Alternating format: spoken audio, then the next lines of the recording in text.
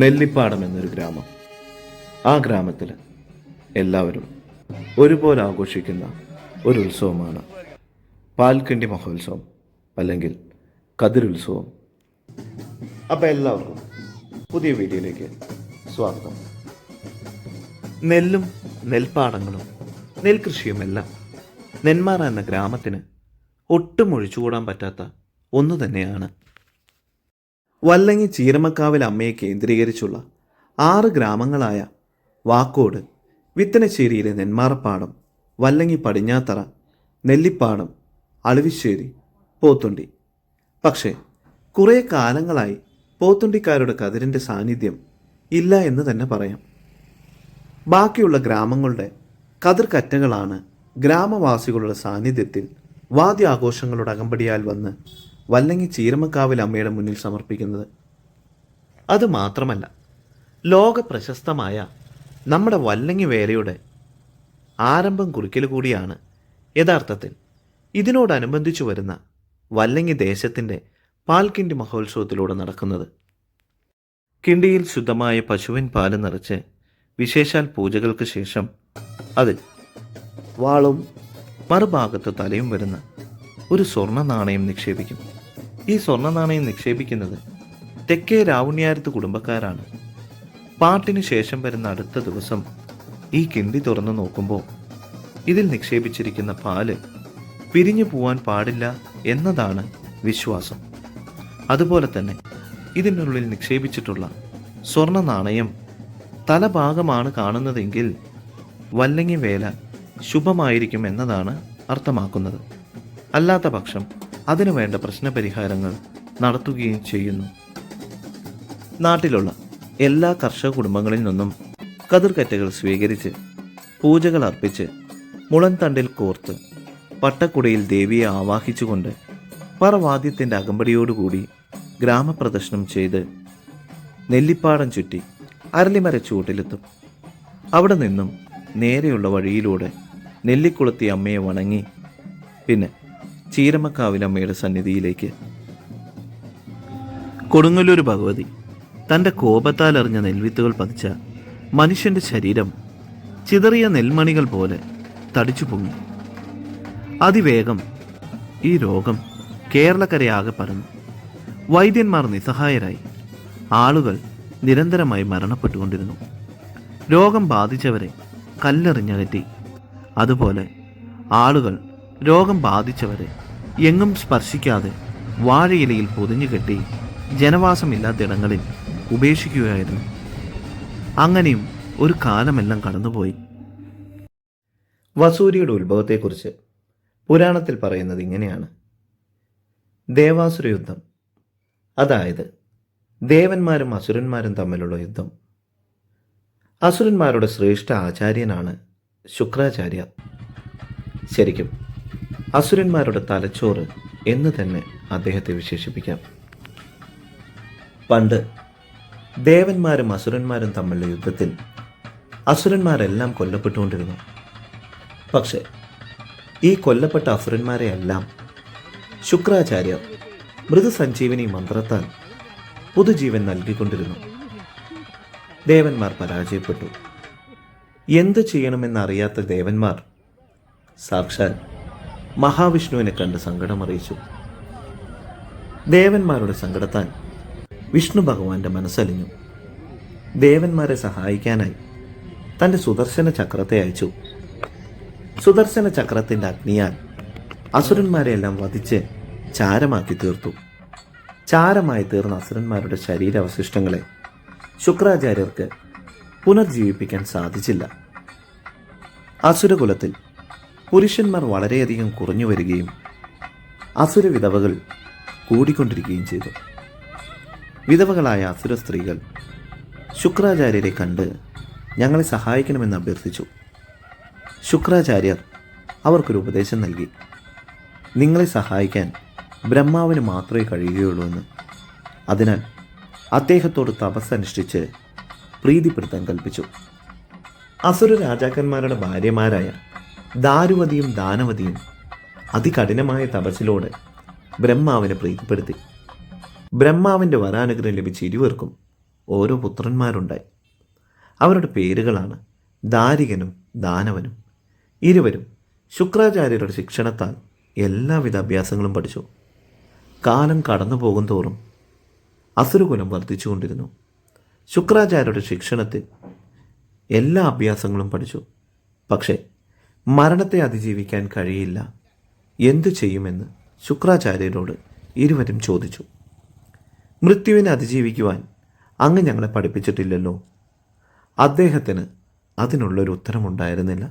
കാരണം അദ്ദേഹത്തിൻ്റെ മൃതസഞ്ജീവിനി മന്ത്രത്തേക്കാൾ അതിശക്തമായിരുന്നു വിഷ്ണു ഭഗവാന്റെ സുദർശന ചക്രത്തിൻ്റെ ശക്തി.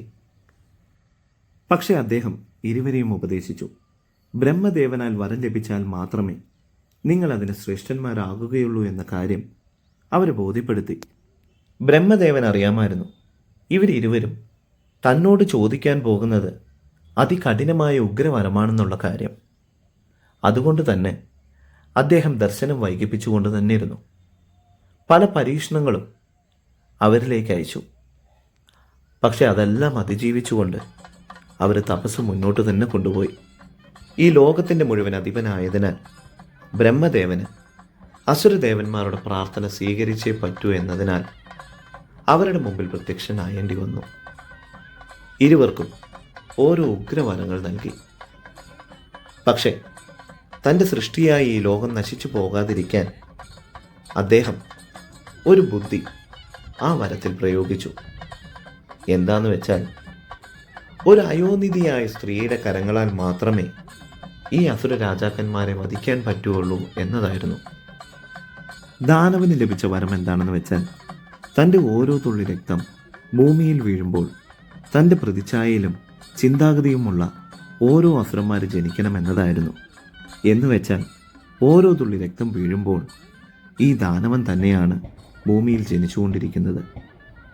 ദാരികന് ലഭിച്ച വരം എന്താണെന്ന് വെച്ചാൽ, തന്നെ ആരാലും വധിക്കാൻ സാധിക്കരുത് എന്നതായിരുന്നു. വരം ലഭിച്ച ഉടനെ അഹങ്കാരികളായ ഇരുവരും ലോകത്തിന് തന്നെ ഉപദ്രവകാരികളായി.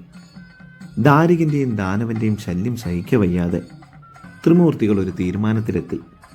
ത്രിമൂർത്തികളുടെ 3 അംശങ്ങളും പിന്നെ വരുണൻ, മുരുകൻ, യമൻ, ഇന്ദ്രൻ എന്നിവരുടെ 4 അംശങ്ങളും കൊണ്ട് 7 സ്ത്രീകളെ സൃഷ്ടിച്ചു. സപ്തമാതാക്കൾ എന്നാണ് ഇവർ അറിയപ്പെട്ടിരുന്നത്. ഇവരെ ദാരിക നിഗ്രഹത്തിനായി അയച്ചു. ദാരികനും സപ്തമാതാക്കളും തമ്മിലുള്ള യുദ്ധത്തിൽ ദാരികൻ തന്നെ വിജയിച്ചു. ഈ ലോകം തന്നെ നശിച്ചു പോകുമെന്ന നിലയിൽ വന്നപ്പോൾ കുപിതനായ പരമശിവൻ തൻ്റെ ജട പിഴുതെടുത്ത് അതിൽ നിന്നും ഒരു കരാളരൂപിയായ വീരാംഗനയെ സൃഷ്ടിച്ചു. ഈ ലോകത്തിന് നീ സംരക്ഷണം നൽകണമെന്ന് കൽപ്പിക്കുകയും ചെയ്തു. ലോകമാതാവായി ധർമ്മം നിലനിർത്തുവാനും എല്ലാവർക്കും രക്ഷ നൽകുന്ന ഭദ്രയായി വാഴാൻ വേണ്ടി ഭദ്രകാളി എന്ന നാമം നൽകുകയും ചെയ്തു. ദാരികനെ വധിച്ച് അവൻ്റെ ശിരസ് തൻ്റെ മുമ്പിൽ കാഴ്ചവെക്കാൻ പരമശിവൻ ഭദ്രകാളിയോട് ആജ്ഞാപിച്ചു. പരമശിവന്റെ അനുഗ്രഹവും വാങ്ങി ഭദ്രകാളി ദാരിക നിഗ്രഹത്തിനായി പുറപ്പെട്ടു. തൻ്റെ ഭൂതഗണങ്ങളെയും ഭഗവാൻ ശിവൻ ഭദ്രകാളിയോടൊപ്പം അയച്ചു. തന്നെ വധിക്കാനായി വേതാളത്തിൻ്റെ പുറത്ത് ഒരു സ്ത്രീ വരുന്നു എന്ന കാര്യം ദാരികൻ അറിഞ്ഞു. പിന്നീട് നടന്ന യുദ്ധം അതിശക്തമായിരുന്നു. കാളിയും ഭൂതഗണങ്ങളും അസുരഗണങ്ങളെ നശിപ്പിച്ചുകൊണ്ടിരുന്നു. ഈ യുദ്ധത്തിൽ അസുരന്മാരുടെ പരാജയം മനസ്സിലാക്കിയ ദാരികന്റെ പത്നി മനോരഥി അനർത്ഥങ്ങളൊന്നും സംഭവിക്കാതിരിക്കാൻ പാർവതി ദേവിയെ തപസ് ചെയ്ത് പ്രീതിപ്പെടുത്തി ഒരു വരം നേടിയെടുത്തു. ഒരു പിടി വസൂരി വിത്തെടുത്ത് ദാരികന്റെ പത്നി മനോരഥിക്ക് പാർവതി ദേവി നൽകി.